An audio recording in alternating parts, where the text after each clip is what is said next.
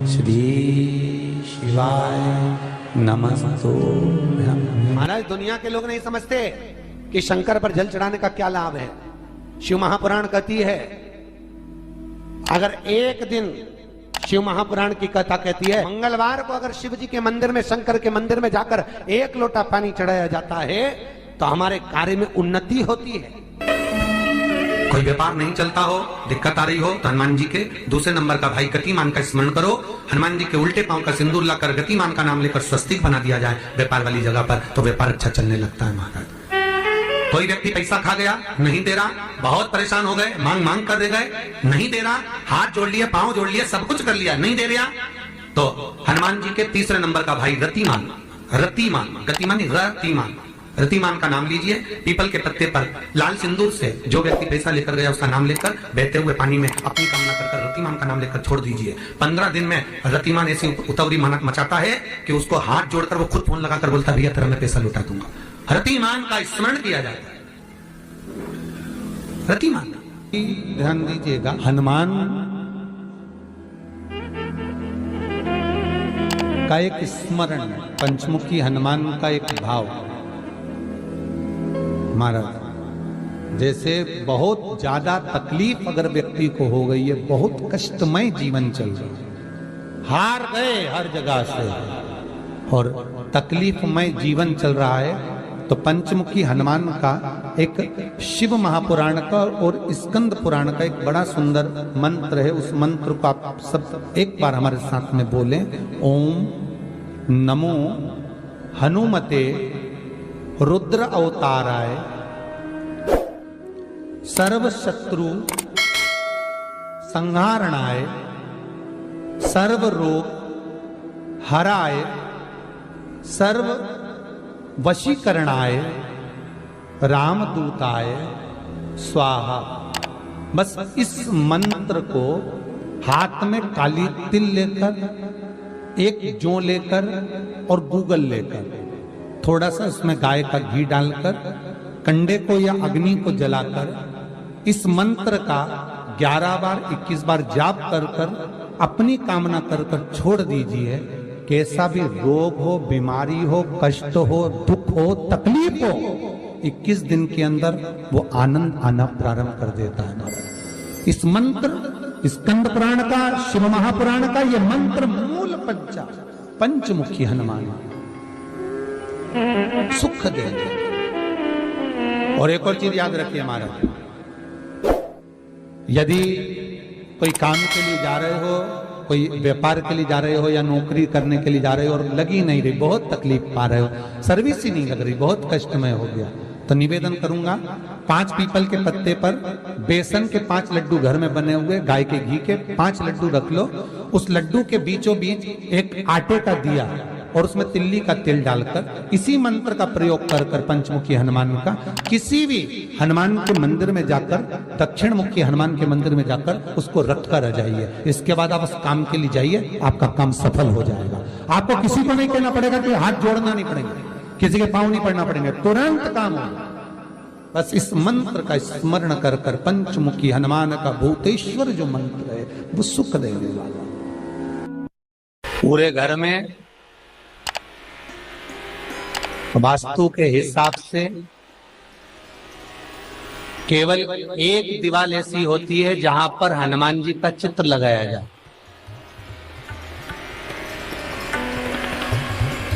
चाहे तुम पर्वत उठाने वाला चित्र लगाओ हनुमान जी का, चाहे बैठे हुए लगाओ, चाहे रामायण पढ़ने वाला लगाओ, चाहे लंका दहन करने वाला लगाओ, चाहे राम नाम जपने वाला लगाओ, चाहे लक्ष्मण को संजीवनी देने वाला लगाओ, चाहे मौन मुद्रा में लगा दो, चाहे स्तुति में लगा दो, चाहे भजन में लगा दो। हनुमान जी का कोई भी चित्र लगता है तो ना पूरब में लगेगा, ना पश्चिम में लगेगा, ना दक्षिण में लगेगा। हनुमान जी का अगर चित्र लगता है तो उत्तर की दीवार में दक्षिण को देखते हुए लगता है, केवल एक ही स्थान।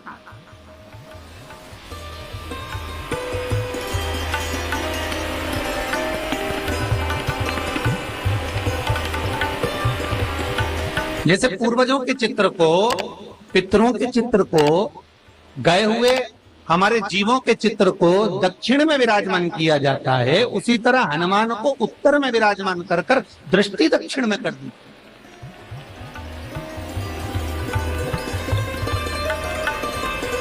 घर में हनुमान जी के जितने फोटो होते हैं उसको केवल दक्षिण दिशा में लगा, वो उत्तर दिशा में लगा बिठाते थे, और दक्षिण की ओर उनकी दृष्टि होना चाहिए, दक्षिण की ओर उनका मुख होना चाहिए।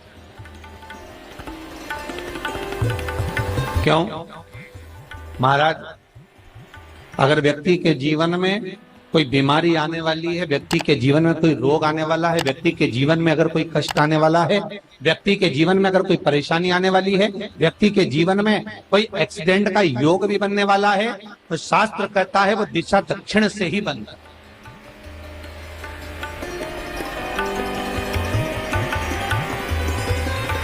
ये दक्षिण जो दिशा है ये यम की दिशा।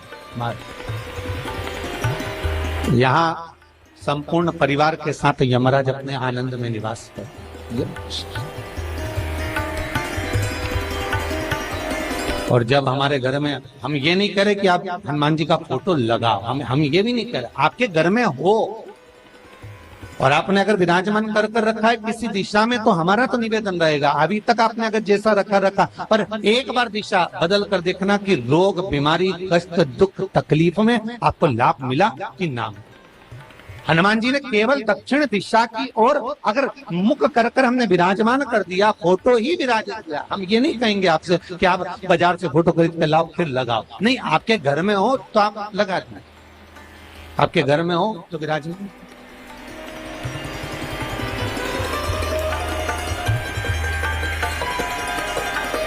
अच्छा, कितनी विपरीतता है वो भी आप जरा जानिएगा महाराज, कि शंकर भगवान के ऊपर जो जल चढ़ाया जाता है उसकी जलाधारी उत्तर में जाती है महाराज। भगवान शिव का जो जल जा रहा है वो उत्तर की ओर जा, और हनुमान जी को उत्तर में विराजमान कर कर मुख दक्षिण की ओर कर दिया। क्यों? प्रबल दिशाओं में उत्तर और दक्षिण महाराज, ये जो दो दिशाएं, इनको साधने के लिए कोई देवता आगे नहीं। अगर इन दिशाओं को कोई साधने वाला है तो केवल एक देवाधिदेव महादेव ही हो सकता। काल का हरण करने वाला वो महाकाल ही हो सकता। शंकर का ही एक अवतार है हनुमान जी महाराज, रुद्र अवतार महाराज।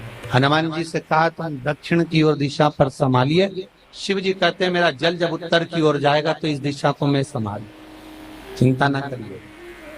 जो स्मरण करने वाला होता है, भजन करने वाला होता है, कीर्तन करने वाला होता है, नाम जाप करने वाला होता है, उसका भी शास्त्र विधान कहता है, उसका भी व्याख्यान वर्णन करता है कि जैसे एक दिशा के रूप में हनुमान जी महाराज को विराजमान कर कर दक्षिण की दिशा पर हम विजय, अर्थात रोग पर, बीमारी पर, कष्ट पर, तकलीफ पर हम विजय प्राप्त कर सकते। ऐसा नहीं कि ऐसा कोई रोग नहीं जिसकी दवा नहीं है, पर जब तक भगवान की कृपा नहीं होगी तब तक कोई औषधि मिल सकती नहीं, कुछ प्राप्त नहीं हो सकता। जब भगवान करुणा करते हैं तो आप रूप कुछ ना कुछ सुख की अनुभूति हो जाती है, अपने आप सुख का भान हो जाता है।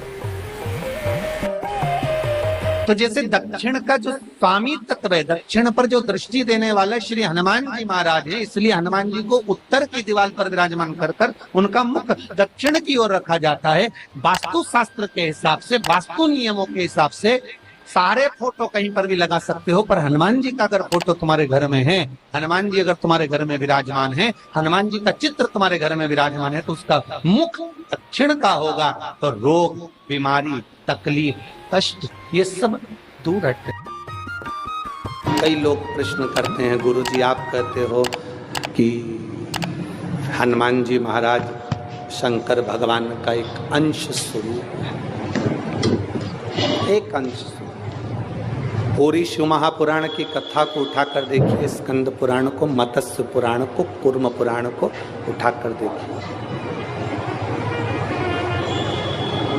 एक बाणासुर का चरित्र और एक श्री हनुमान जी महाराज का चरित्र बहुत सुंदर। शिव का एक अंश माता अंजना के तप साधना से शिव की प्रागट्यता और शंकर भगवान की प्रागट्यता से शंकर का स्वरूप प्रकट हो। इसीलिए तो कहते हैं शंकर सुमन केसरी।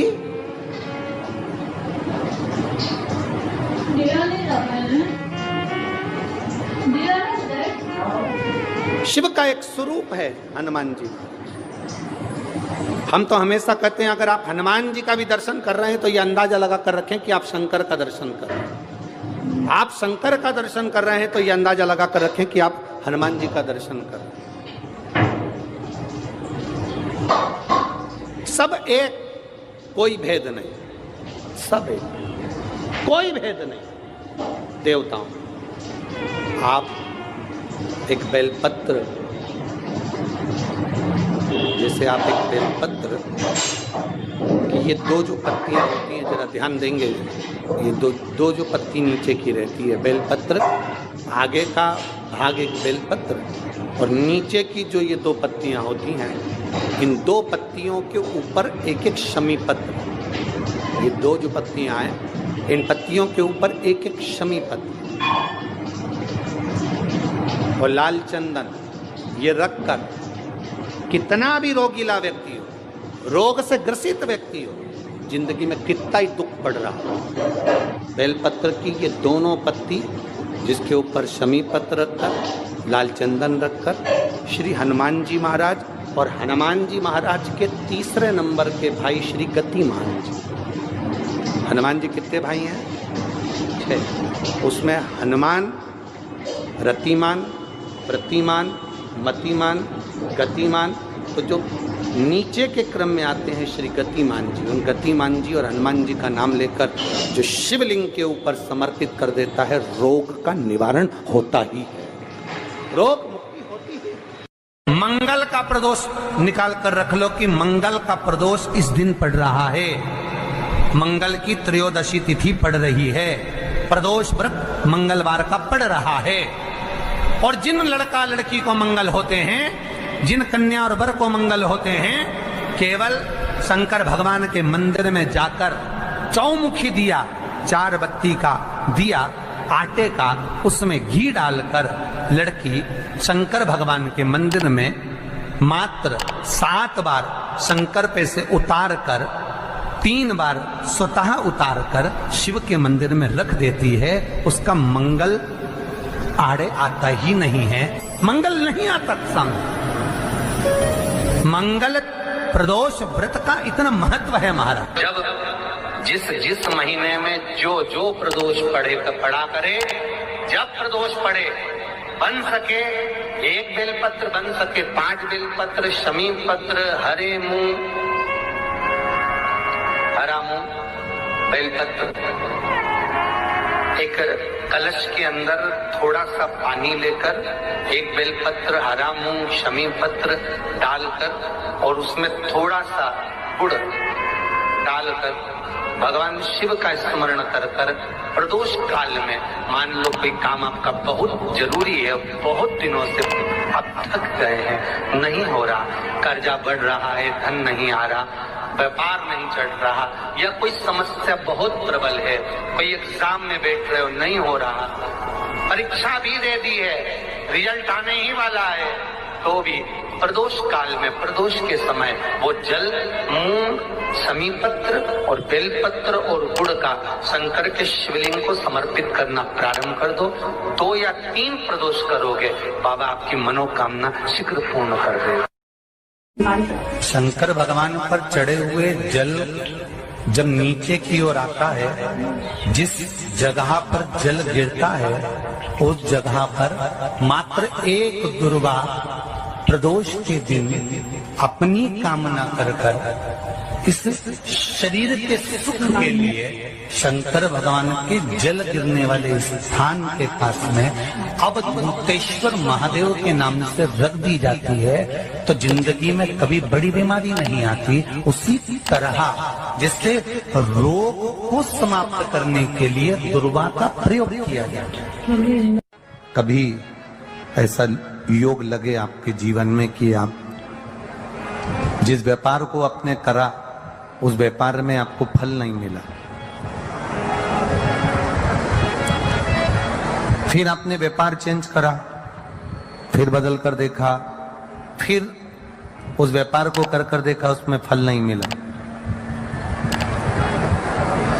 फिर आपने वापिस व्यापार को बदलने का विचार किया, तो हमारा निवेदन रहेगा उस व्यापार को बदलने से पहले एक काम जरूर कर देखो।